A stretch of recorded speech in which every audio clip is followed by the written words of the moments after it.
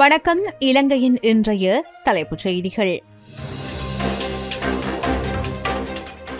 புதிய வரி சட்டம் அமுல். டின் இல்லையில் வங்கிக் கணக்கு, வாகன பதிவு கிடையாது. வெளியான அறிவிப்பு. மீண்டும் இலங்கைக்கு வரும் ஐநா தூதுக்குழு. சித்திரவதை தடுப்பு குறித்து அதிரடி பேச்சுவார்த்தை. OLAL பரீட்சைகள் குறித்த திகதியில் இடம்பெறும். கல்வி அமைச்சு அதிரடி உத்தரவு. பல்கலைக்கழக மாணவர்கள் 16,000 பேருக்கு புதிய விடுதி வசதிகள். கல்வி அமைச்சு அதிரடி. செம்மணியில் அதிர வைக்கும் உண்மை. ஒரே நாளில் 12 மனித எண்புக்கூடுகள் அடையாளம். அடுத்த சில மணத்தியாலங்களில் பலத்த காற்று வீசக்கூடும். வானிலை மையம் எச்சரிக்கை. இலங்கைக்கு கடத்தவிருந்த 40 லட்சம் ரூபாய் வலி நிவாரண மாத்திரைகள் பறிமுதல். கியூ பிரிவு போலீசார் அதிரடி. மலைப்பாதையில் 200 மீட்டர் பள்ளத்தில் பேருந்து கவிழ்ந்து 8 பேர் பலி. வளைகுடா சேதங்களுக்கு ஈரானின் முடக்கப்பட்ட சொத்துக்களை பயன்படுத்த அமெரிக்கா திட்டம். இனி விரிவான செய்திகள். இலங்கையில் வரி ஏய்ப்புகளை தடுத்து வரி நிர்வாகத்தை வலுப்படுத்தும் நோக்கில் 2026 ஆண்டு 11ஆம் இலக்க உள்நாட்டு இறைவரி திருத்தப்பட்ட சட்டம் அதிரடியாக நடைமுறைக்கு வந்துள்ளது. இதன்படி புதிய வங்கிக் கணக்கு ஆரம்பித்தல், வாகன பதிவு மற்றும் புதுப்பித்தல், வாகன பதிவு, பங்கு பரிமாற்றம் மற்றும் கடன் அட்டைகளை பெறுதல் ஆகிய 5 முக்கிய தேவைகளுக்கு வரி செலுத்துவோர் அடையாள எண் இனி கட்டாயமாக்கப்பட்டுள்ளது.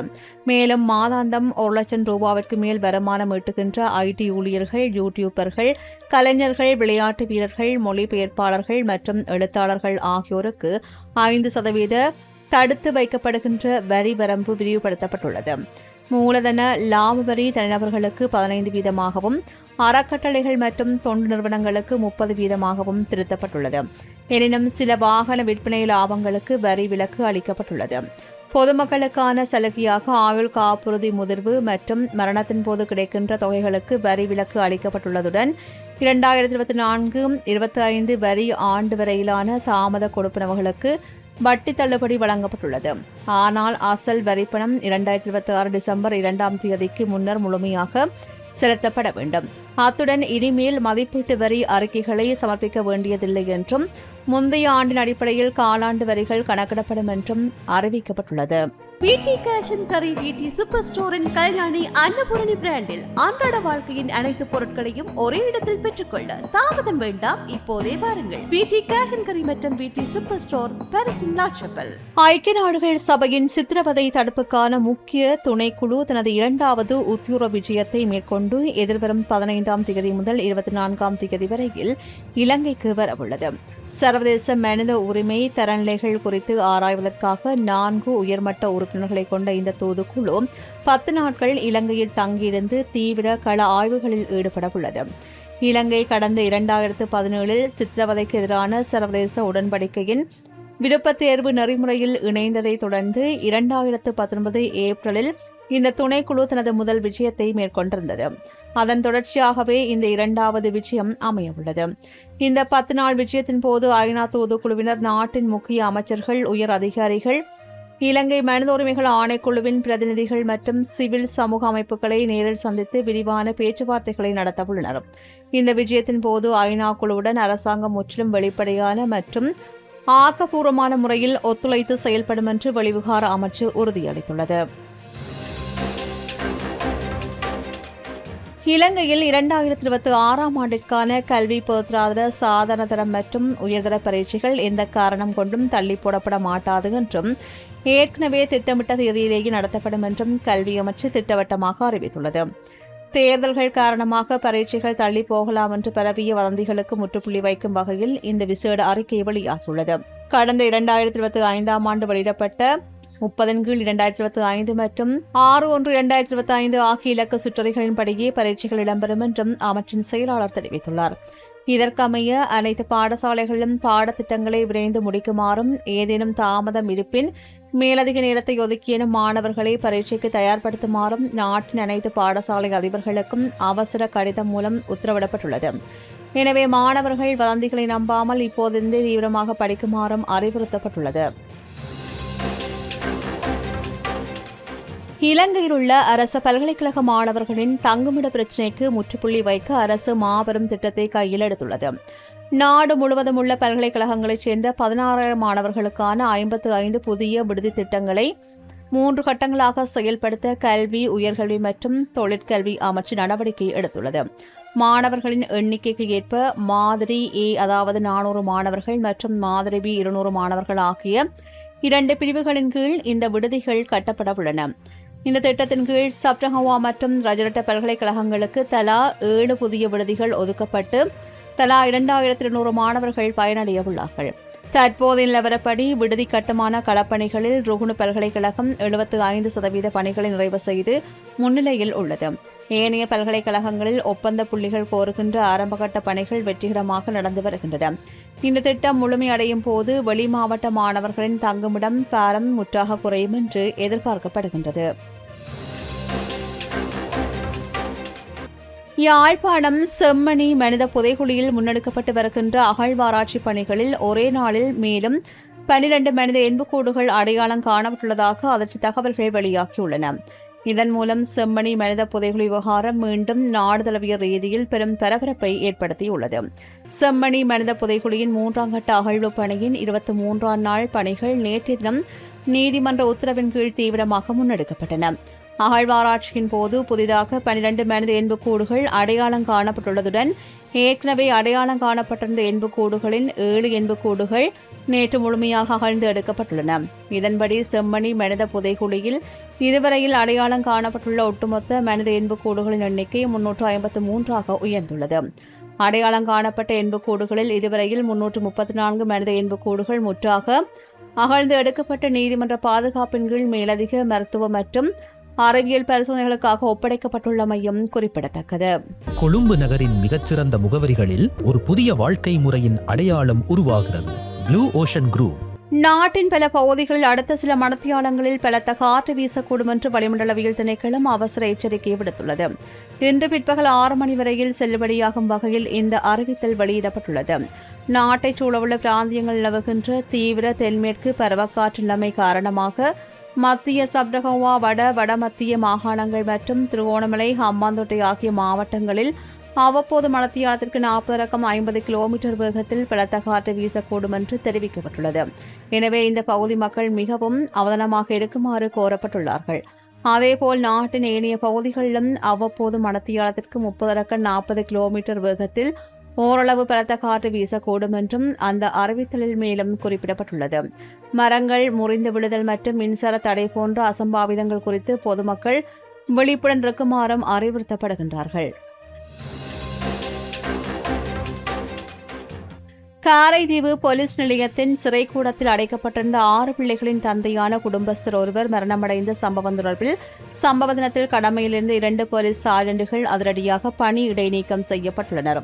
அம்பாறை மாவட்டம் காரைதீவு 1ஆம் பிரிவைச் சேர்ந்த ஓய்வு பெற்ற நீர்ப்பாசன திணைக்கள உத்தியோகத்தரான சாமித்தம்பி பாக்யராஜா என்ற 65 வயது நபர் கடந்த ஞாயிற்றுக்கிழமை இரவு குடும்ப பிரச்சினை காரணமாக கைது செய்யப்பட்டு போலீஸ் காவல் இருந்தபோது மர்மமான முறையில் உயிரிழந்தார்.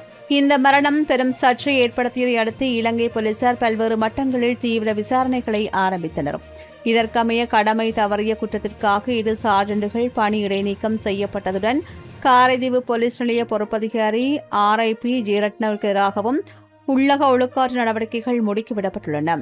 கிழக்கு பிரிவுக்கு பொறுப்பான சிரேஷ்ட பிரதி போலீஸ்மா அதிபரின் பணிப்புரையின் கீழ் உயர்மட்ட போலீஸ் அதிகாரிகள் குழுவினர் இந்த விசாரணைகளை நேரடியாக நெறிப்படுத்தி வருகின்றனர். இதற்கிடையில் உயிரிழந்தவரின் சடலம் பிரேத பரிசோதனையின் பின்னர் உறவினர்களிடம் ஒப்படைக்கப்பட்டு நல்லடக்கம் செய்யப்பட்டுள்ளமை குறிப்பிடத்தக்கது. கிழக்கிலங்கையின் வரலாற்று சிறப்புமிக்க மட்டக்களப்பு புன்னைச்சோலை அருள்மிகு பத்ரகாளியம்மன் ஆலயத்தின் வருடாந்த தீமிதிப்பு உற்சவம் பல்லாயிரக்கணக்கான அடியார்கள் புடைசூழ நேற்று வெகு விமர்சையாக இடம்பெற்றது. இலங்கையிலேயே அதிகளவிலான பக்தர்கள் தீமிதிக்கும் பெருமையை கொண்ட இந்த ஆலயத்தின் திருவிழா கடந்த ஞாயிற்றுக்கிழமை திருக்கதவு திறத்தலுடன் ஆரம்பமாகியிருந்தது.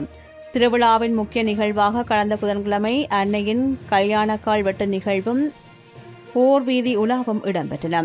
நேற்று பிற்பகல் ஆலயத்தில் விசேட பூஜைகள் மற்றும் அம்பாளின் மஞ்சள் குளிப்பு நிகழ்வும் இடம்பெற்றது.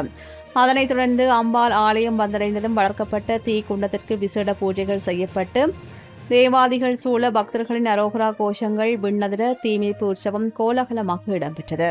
லக்கி எக்ஸ்க்ளூசிவ் ஃபவுண்டேஷன்ஸ் வழங்கும் இன்டர்நேஷனல் சில்ட்ரன்ஸ் எக்ஸ்போ ஜூன் 13, 2026.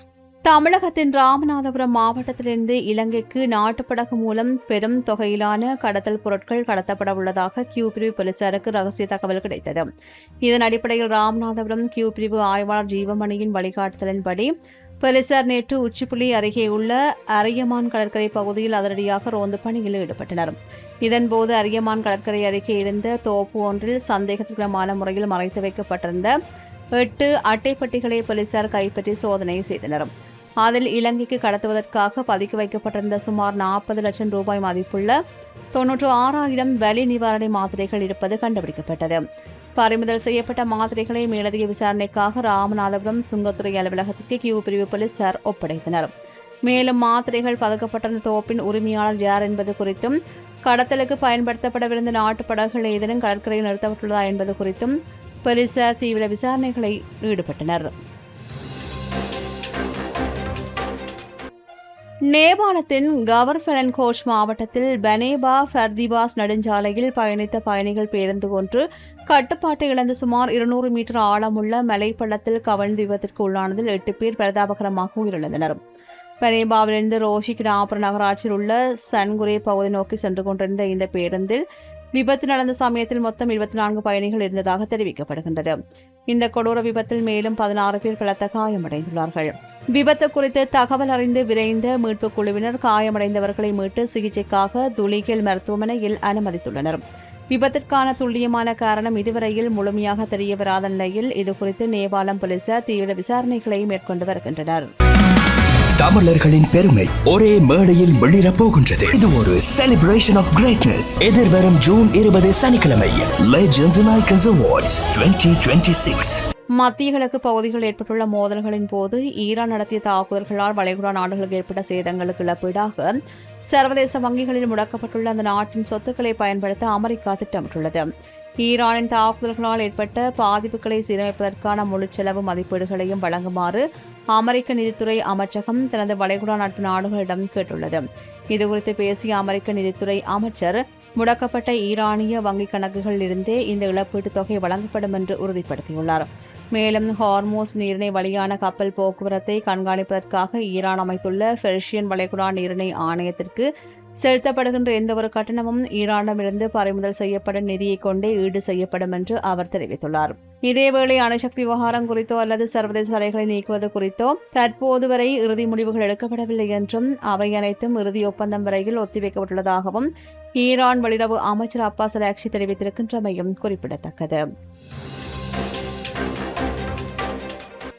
இத்துடன் இலங்கையின் இன்றைய தலைப்புச் செய்திகள் நிறைவு பெறுகின்றன. தொடர்ந்தும் செய்திகளை உடனுக்குடன் அறிந்து கொள்ள samoogamedia.com எனும் எமது இணையதளத்துடன் இணைந்திருங்கள்.